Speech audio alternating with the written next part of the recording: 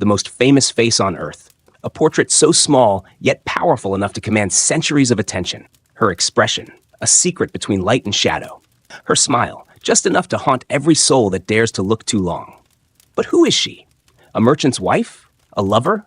Or Leonardo da Vinci himself, hidden behind a woman's gaze? The truth begins in Florence, the beating heart of the Italian Renaissance. The year is 1503. Leonardo da Vinci, artist, inventor, anatomist, has returned from the court of Milan. He is in his early 50s, restless, searching for perfection he can never quite hold. One day, a commission comes from a silk merchant named Francesco del Giocondo. He asks Leonardo to paint his wife, Lisa Gherardini, a modest woman from a respected Florentine family. Nothing royal, nothing mythic, just a portrait for their new home. But Leonardo sees something different. He does not paint on canvas like most. He chooses poplar wood, a living surface, flexible yet strong. He layers oil paint using a new experimental technique, sfumato. Soft transitions, no sharp edges. Light melts into shadow as if the air itself is breathing. Each layer thinner than smoke, brushed in silence for years. The world around him changes, but Leonardo keeps the painting close. He never hands it to the Giocondo family. He keeps retouching, adjusting, searching for something only he can see. He paints as though the soul of the woman is unfinished, forever evolving under his hand. In his notebooks, he writes about optics, about how eyes capture light. He sketches muscles of the face, studying how a smile begins deep in the flesh. Perhaps that's why her smile seems alive, because Leonardo painted not lips, but emotion itself. He carries the portrait with him everywhere, from Florence to Milan, from Milan to Rome, and finally to France, under the patronage of King Francis I.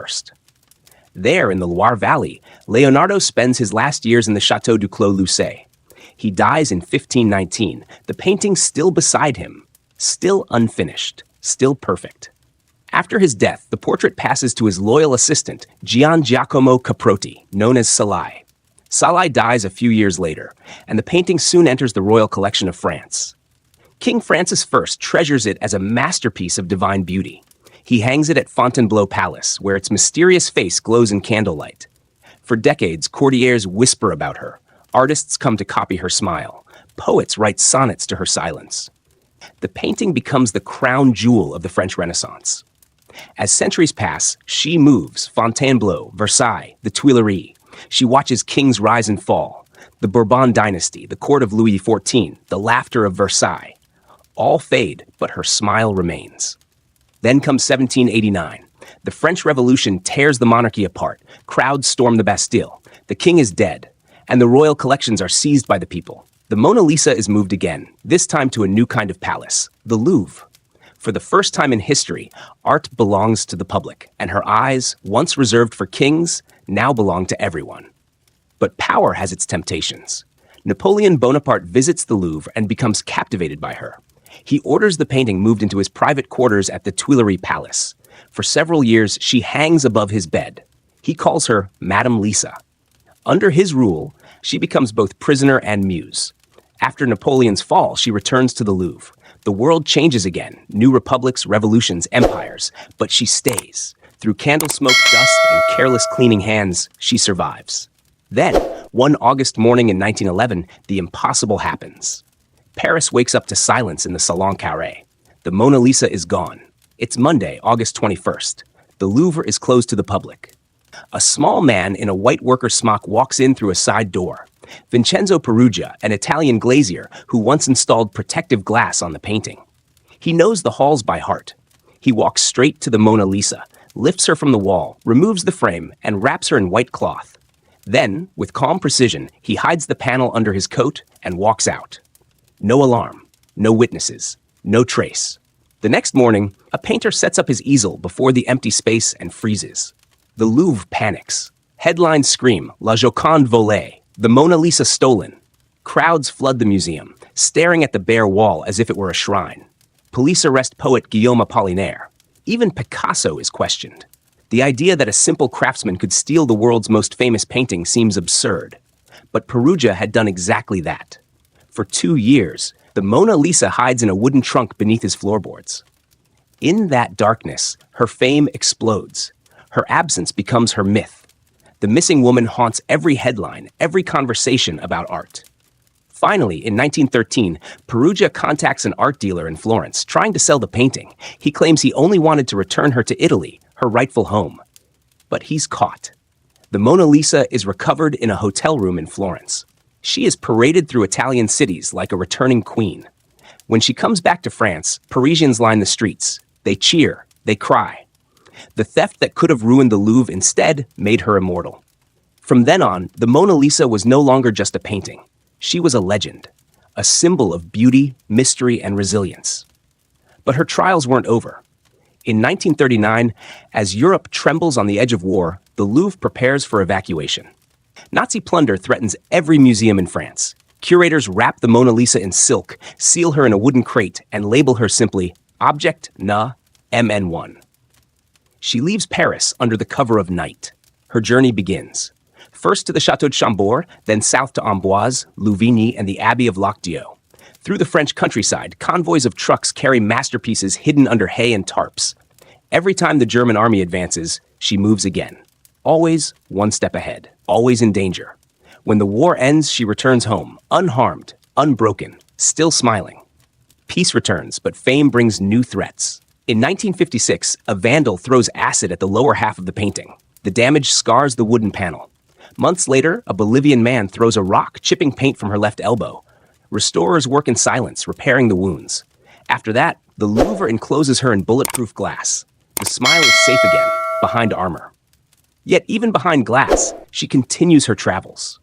In 1963, she crosses the Atlantic for the first time. President John F. Kennedy and First Lady Jacqueline Kennedy personally request the loan. The painting sails aboard the SS France, guarded like a national treasure. When she arrives in New York and Washington, hundreds of thousands queue for hours. People get 15 seconds each to glimpse her. One faulty sprinkler nearly floods the display, but the glass saves her. She returns to France untouched, triumphant. In 1974, she journeys east to Tokyo and Moscow. Crowds stretch for city blocks, helicopters hover overhead.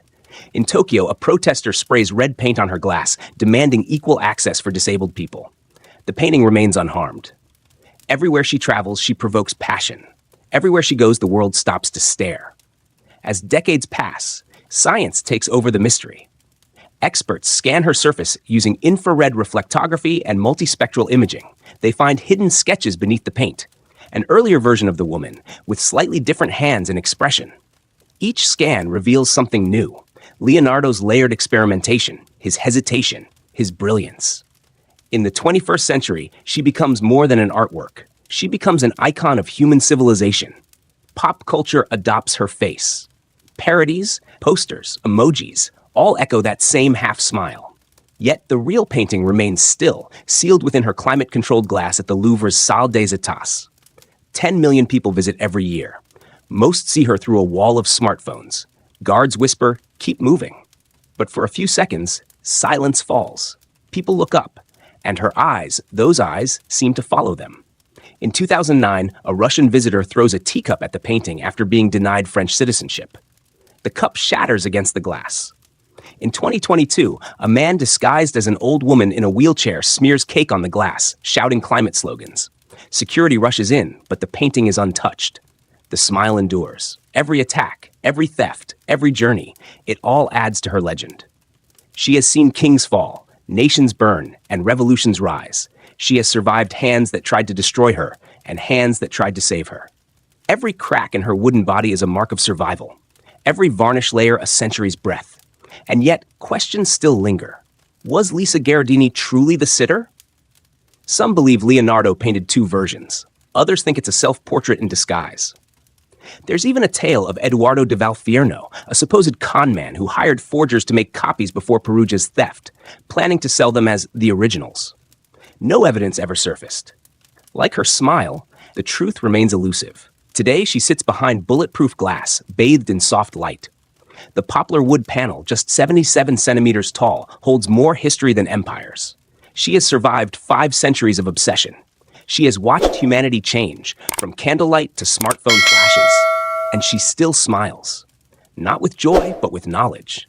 A secret she refuses to share, because the Mona Lisa is not just a painting anymore. She is memory. She is survival. She is proof that art can outlive everything. even the people who create it. Her wood endures, her pigments still glow, her eyes still see. And in the silence of the Louvre, Leonardo's own words echo through the centuries. Art is never finished, only abandoned. 500 years later, she remains, unfinished, unfading, unblinking, and still smiling.